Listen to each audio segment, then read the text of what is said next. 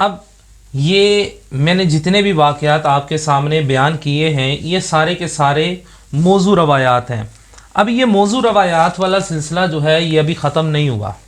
یہ کوئی اتنا چھوٹا سا سلسلہ نہیں ہے، یہ بڑا لمبا پھیلا ہوا سلسلہ ہے.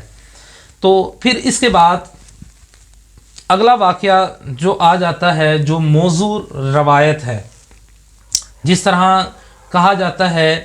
ابھی یہاں پر میں نے آپ کو 2-3 اکٹھی موضوع روایات جو ہیں وہ آپ کو بتانی ہیں، اور پھر ان کا نچوڑ بھی آگے چل کر پھر آپ کو بتاتا ہوں. کہ سب سے پہلے کہا جاتا ہے کہ ایمان، صفائی جو ہے یہ نصف ایمان ہے. صفائی کیا ہے؟ نصف ایمان ہے. جبکہ صفائی تمام حدیثیں پڑھ کر دیکھ لی ہیں، دیکھا ہے، سارا کچھ مطالعہ کر کے دیکھا ہے، کسی حدیث میں یہ نہیں ملا ہے کہ صفائی نصف ایمان ہے.